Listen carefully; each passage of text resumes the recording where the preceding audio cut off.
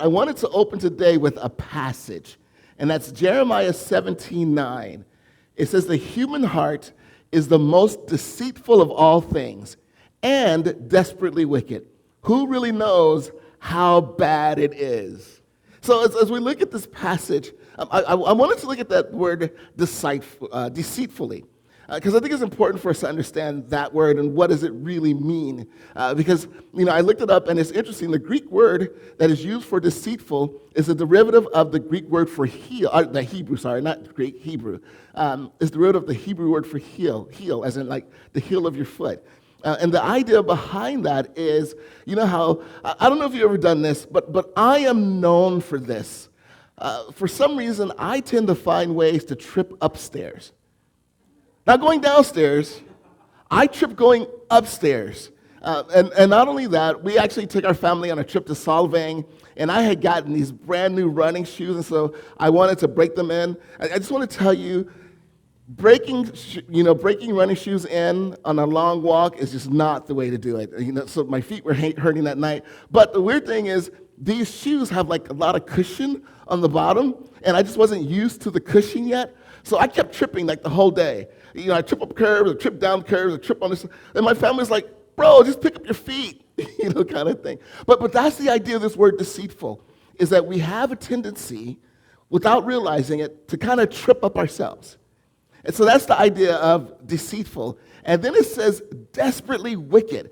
And so the idea behind that is that the level of wickedness that is in our hearts, the Hebrew word implies that it is incurable. And so the idea behind that is there's nothing that we can do to fix our own heart. It's almost like, they say the worst person that is a patient is a physician or a doctor. And they say the reason why is because the doctors know how to treat themselves, right? And they know how they should be treated. They know what their plan would be. They know how they would attack whatever issue that is, because that's how they would help another person. So they say doctors sometimes are the worst patients. And I think the reality is we sometimes are the worst patient as well, because we think we know. I know how to fix my life. I know how to turn things around. I know how to grow. I know how to change. I know how to develop. And it's really interesting. I don't know if you've noticed this too. Have you noticed that sometimes, and I might be jumping ahead of myself, but have you noticed that sometimes people have a tendency to be critical of other people when they struggle with the same issue? Have you noticed that? So someone starts to be critical of someone, and you'll look at them like, and then the question is, are you the pot calling the kettle black? And then my other question is, why does the kettle have to be black? Like could it be like orange kettle or something like that? But I digress. But with that in mind, we see people that are that way. Like can't you're looking at a mirror there, buddy, kind of thing. But that's where it is. The heart's deceitful, so we think other people's problems are not our problems when we can be struggling with the same exact thing as well. Which brings us to this point, you can see it on the screen. Our single greatest challenge is learning how to truly assess ourselves. Our single greatest challenge is learning how to truly assess ourselves. And let me tell you this, the only way that is possible is through the work of God. And us seeking Him, allowing God to do the work, and then there is that revelation like, oh, there's this issue, I need to work on this issue, or change, or grow, or develop as well. So over the course of this series, we're talking about new power for a new season. And over the course of the series, what we're looking at is trying to decide at the end of 2026, what is the type of person that I want to be? So when I reach this point on 2027, how would I want my life to be different? And so over the course of the series, we've been looking at some decisions that we need to make in order for us to do that, and looking at our relationship with God in order for us to do that. If you have missed any of this series, I want to encourage you, you can go back, you can watch it on our website, or you can watch it on our YouTube channel as well. But we've been looking at the life of a guy named Elisha. And really what we've been doing, and Elisha was a prophet of God. Now, if you don't know what a prophet is, a prophet back at that time wasn't just someone who told the future or that kind of thing.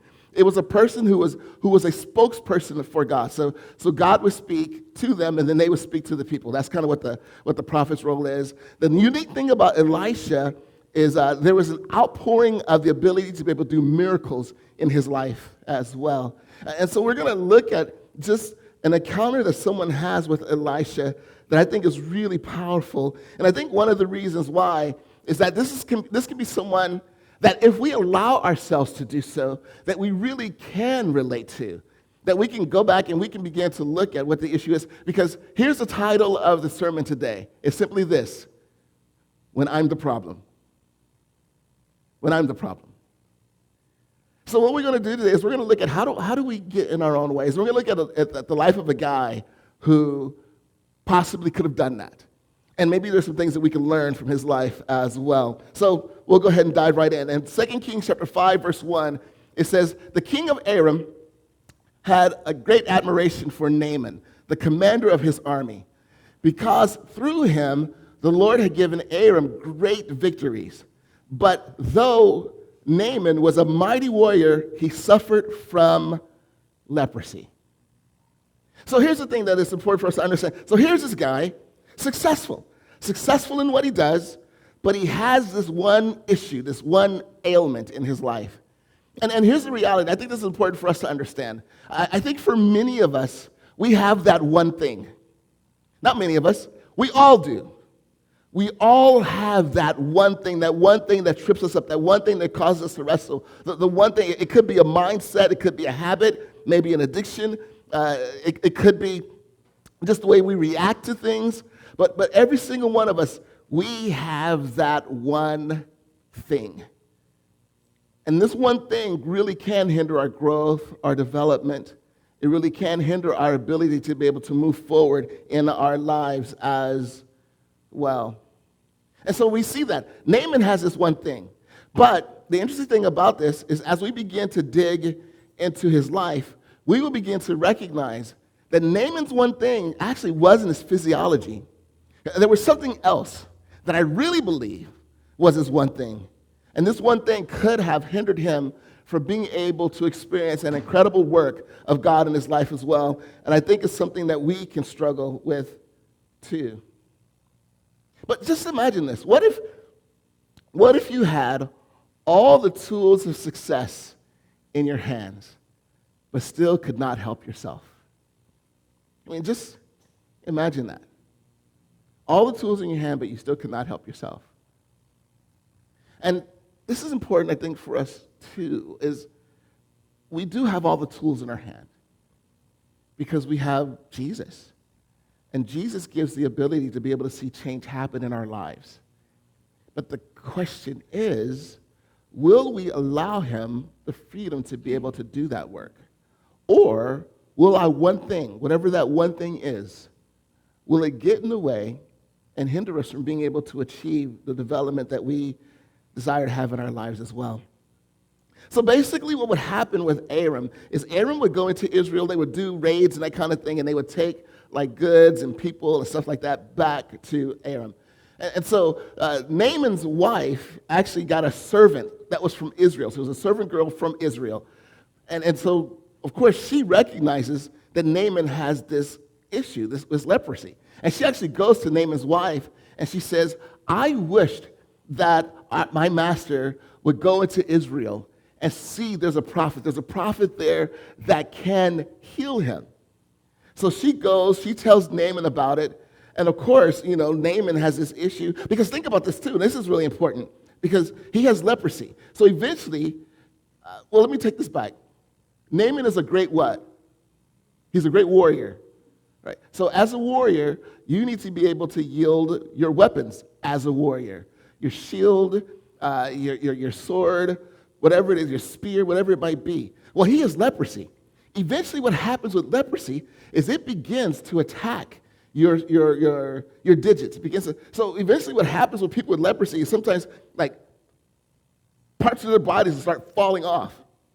Like you would lose like your fingers. Like you'd be, oh. There's my finger. Like parts of so think about this. Parts of your body starts falling off. And so as a warrior, knowing that this is coming, imagine this kind of, especially if you define yourself by being a warrior. And obviously he's successful at it. He got the admiration of his king because of it. So now, because of leprosy, we're looking at the possibility that one day he may no longer be able to fight anymore. And many of us have been there in our lives as well. We have that thing. Rather than sometimes turning to Jesus to define us, we turn to something else to define us. Could be our job, our career, our wife, our education, or our spouse, our education. There's something that we use to define ourselves. And the question becomes, who am I if I lose it? Who am I if I lose it? And so this is what Naaman is potentially facing. Like once I begin to lose my limbs and I can no longer fight in battle, who am I if I can't fight in battle? So when he hears about what his servant girl is saying, he's like, oh, we are going to Israel, baby. So he actually goes to the king, and it says this in 2 Kings chapter 5, verses 4 through 6. It says, so Naaman told the king what the young girl from Israel had said. Go visit the prophet, the king of Aram told him. I will send a letter of introduction for you to take to the king of Israel.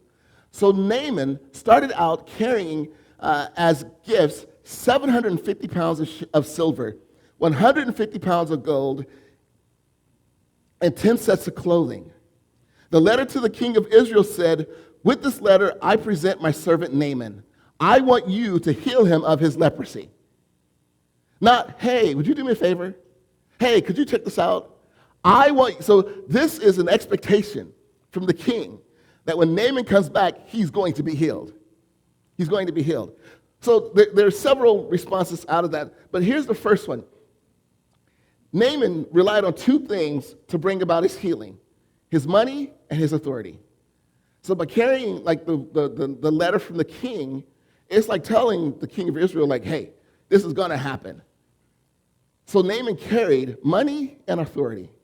So now let's look at the money part, because I want us to understand how much money this is, because we are talking about money, money, money, we're talking about a bag, we're talking about, So the equivalent to the amount that Naaman was carrying was $11 million. That's how much money he's carrying. 11 million.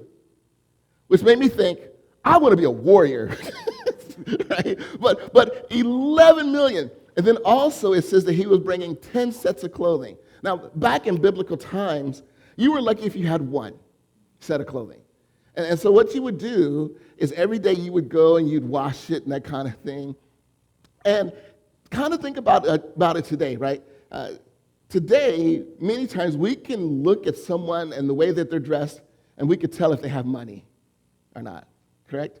Like there's a big difference between my suit from 3-Day Suit Brokers and somebody else's suit from Neiman Marcus or whatever rodeo store or wherever you go, to buy your suits. I have no idea where to go to buy a $4,000 suit because, it's not even, but there's a big difference between the suit.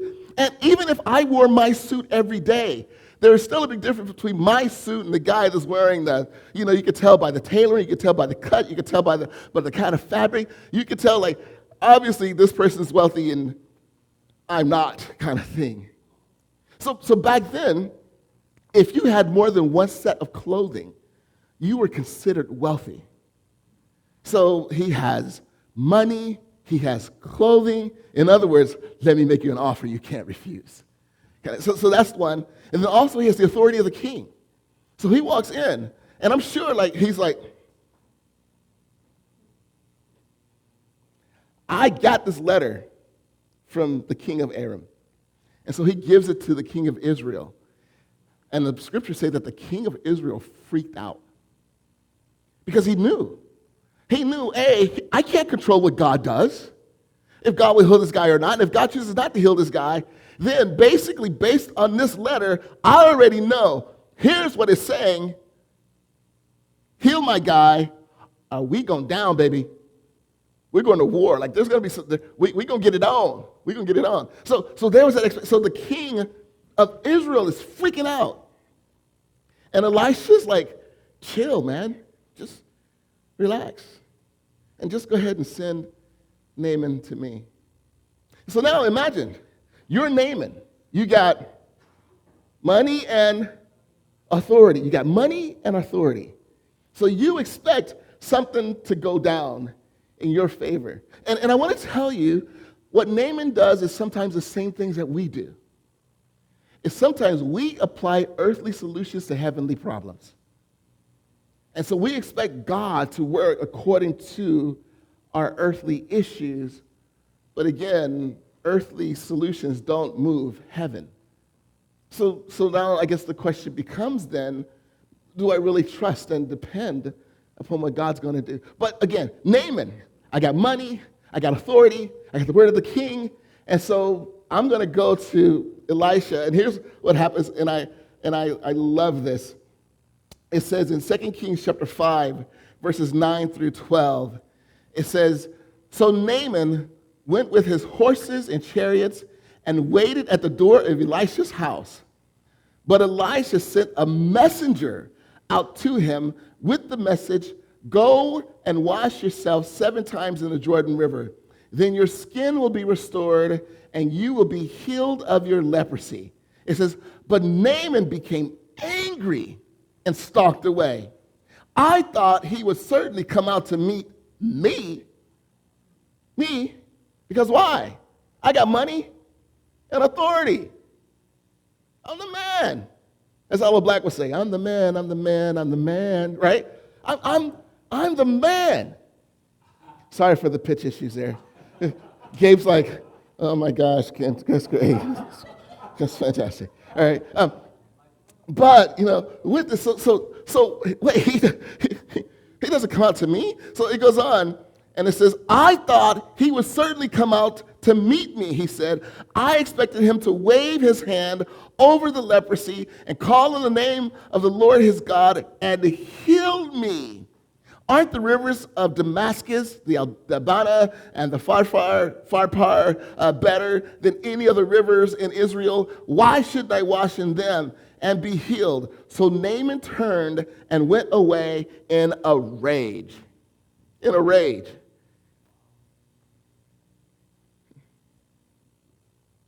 Bruh, do you know who I am? You know who I am? And so think about this, because sometimes people think, right, their money and their authority gets them in. And then there's a certain expectation that they have to be treated because of their money and their authority. And he basically says it. He expected Elisha to come out. Hey, Naaman. Hey, Naaman. What's up? And then he said, I expected him to wave his hand over me. And, oh, great Yahweh. I expected him to come out, wave his hand over me, and speak to his God, and my leprosy will go away. And here's the thing that's really important for us to understand, because I think that this is sometimes what we do in our relationship with God as well. And sometimes it's because of bad theology that we've been taught. That all I have to go before God, I go before God and I pray, right? Push, right? Pray until something happens. So we go before God and we pray. Again, Lord, move. God, do this. God, do that. And then what happens is sometimes God chooses not to. He chooses not to. And then you know what we do? We respond like Naaman. Because God doesn't work the way that we want him to work, we get mad and we walk away. We walk away. But again, it's important for us to realize, and I say this a lot, I'll probably be saying this a lot again, but God has never promised that everything's going to work out the way that we want it to. He has never promised that. And I want to make this really clear too. Prayer, again, is not a tool by which I can manipulate God to do what I want him to do. That's not what prayer is about. Prayer is not necessarily about movement. Prayer is about connection. It's about me coming before God, pouring out my heart to him, and then us connecting and us walking through whatever the issue might be together. And there may be times where God may say yes, and he moves. But there may be also times where God decides not to move. He decides not to move. Which brings us to my next point. This is really important. God is not bound by our expectations. He's not bound by our expectations. And I want to say this as well, that there are times where God chooses not to answer prayer, and it accomplishes a greater good than if he had answered it. A prime example, Father, if it is possible, take this bitter cup from me. So what is Jesus praying? I don't want to die. I don't want to die. Well, obviously, we know that God did not answer that prayer. So then what we need to do is we need to pray the next part of that prayer, not my will, but your will be done. Because here's the thing. If God had answered that prayer and took what Jesus' pain away, none of us would be here. None of us would be here. None of us would have salvation. Because that is the way through which salvation is entered into this world. So is it possible that sometimes God will use no to accomplish a greater good that changes the lives of others that are around us? I can't tell you how many stories I've read of Christians who have had cancer, and they prayed and prayed and prayed and prayed, and they still passed away. But in the midst of that, their trust in God, their faith, their passion was so moving that doctors, nurses, and fellow patients began to trust God because of it. So I think that that's important for us to understand, that there may be times where God says no because there may either be a greater blessing down the line or there may be someone else who will be blessed through our challenge. And so we must trust in him in that. So again, the goal of prayer is not movement. The goal of prayer is connection. And God may choose to work and he may choose not to work. But I guarantee you this, most likely he will not work according to our expectation, our timeline, our desires, our wants. He won't. So the real issue then is, do I trust you? Do I trust you? Do I trust you when I don't know how it's going to work out and how it's going to happen? So Naaman's upset. You didn't come out and do your thing. And then not only that, you tell me to wash in the Jordan River here in Israel. The rivers in my land are much better, cleaner. You know, they're whole. I want to go to my house. Whose house? I thought somebody was going to yell out Ram's house, so I'm just having fun. All right. But I want to go to my land and wash in my land. You're telling me to wash, and I'm looking. Look at all that crud in the water. You want me to go in that water? The water's here in Israel. So literally, here is what Elisha was hitting with Naaman, because Naaman's issue wasn't necessarily his leprosy. The issue with Naaman was his pride. That was his real issue.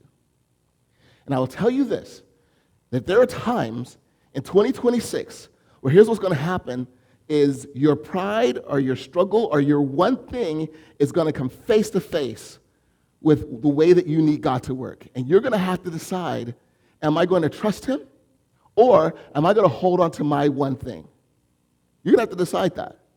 But something's going to happen over the course of 2026 where you are going to come face to face with your one thing, and you're going to have to decide, like, God, do I let this go to you? Do I trust in you? Do I depend on you? Or do I continue to just press forward? You're going to have to make that decision sometime in 2026. And my prayer is that we will be able to say, okay, God, I'm going to trust you. No matter how this looks, no matter how this works out, I'm just going to trust, depend, and rely upon you. Because again, God does not work according to our expectations. So here's the question that we have to ask, because I think this is going to be the issue. You can see it's right on the screen as well. What attitudes or mindsets do I possess that hinder God's movement in my life? What attitudes or mindsets do I possess that hinder God's movement in my life? How do I get in God's way? And so here's a question too. Like, it goes back to what I was saying before. The human heart, according to the passage, the human heart is deceitful and desperately wicked. So in other words, I don't always recognize the changes that I need to have in myself, right? Many of us are that way. We don't recognize the needs that we need to change in our life, the work that we need to do. So the question becomes, well, how do I recognize? How do I recognize what my mindset needs to be in order for me to change and be able to trust in God? How do I recognize that? And that brings us to 2 Kings chapter 5, verses 13 through 14. But his officers tried to reason with him and said, "Sir, if the prophet had told you to do something very difficult, wouldn't you have done it? So you should certainly obey him when he simply says, 'Go and wash and be cured.'" So Naaman went down to the Jordan River and dipped himself 7 times, as the man of God had instructed him. And his skin became as healthy as the skin of a young child, and he was healed. So here's the thing. The most important thing, if you are going to discover the mindset that hinders God from being able to work in your life, the most important thing that you need to have are what I would call truth tellers. You need to have people in your life that you listen to that will tell you the truth about you. And I'm going to even push a little bit harder. Even if it's someone that you don't like. Even if it's someone that you disagree with. Even if it's someone that even may be your enemy. Because it's important for us to understand that the message supersedes the messenger. And just because I may not like who this person is, it does not mean that what they have to say is less valid. Because it is true, there are certain people in our lives that can speak to us and we will completely hear. And there are some people that will talk like, who you think you talking to? And we might even throw it, who you think you're talking to? Like, you're like, we'll throw that thing in. We get attitude when certain people tell us certain things. So it's important for us to at least take this kind of stance. And it's simply this. I'll think about it. Let me go back there and process it. And there may be times when you process it and you realize they're off their rocker, because they have issues. The issue's not them, not me, it's them. That is a possibility. But there also may be times when you sit down and you really begin to process what it is that they say. And even though you may not like the messenger, the message is right on. And you realize, yeah, I really do need to work on that issue and see change happen in my life. So I want to encourage us, be willing to invite truth tellers into our lives. And so Naaman listens. He listens. Okay, all right. He listens. And he goes down to the Jordan River. And he dips once, twice, 3 times a lady. Right? So he dips. And then, dip, baby, dip. So he dips, and continues to go through that. And then at some point, when he comes, and I can imagine, when you go under once, like when he's under the 5th time and nothing's happened, like he's beginning to wonder, like, oh my goodness, is this going to work out? And I want to encourage us with this as well. Sometimes what we need to do is we need to work on our follow-through with Jesus. We will follow through as long as we're inspired. We will follow through as long as we feel like it might work. But then what happens with many of us is we give up on the 6th dip because it's not working the way that I wanted to. It's not working according to the timeline that I wanted to. So we had to dip 7 times. And for those of you that are not familiar with the numerology of Scripture, 7 is the number of perfection. It's also the number of completion. Remember, God created the world in 6 days, and what did he do on the 7th day? Why? Because he was done. His work was completed. And so many of us, we want our timetable, so we will quit before God is completed. His work is done. So it's important for us to begin to understand that as well. And so I look at this, and so imagine, like, he dips the 7th time, and I kind of picture, like the movie comes out, he's coming out, and there's water running off of him, and then he kind of looks at his hands, and his hands are clean, and oh my goodness, and he's like, oh my goodness, like, he's feeling his hands. Maybe he feels his arm. He maybe looks down at his legs, and he begins to see like he is clean. It's almost like, you know what I picture also? Like the before and after. Before, after. I kind of picture that in my mind. But you look at this, and this is what happens with Naaman. And I want you to see the changes that happen with Naaman. 2 Kings chapter 5, verse 15.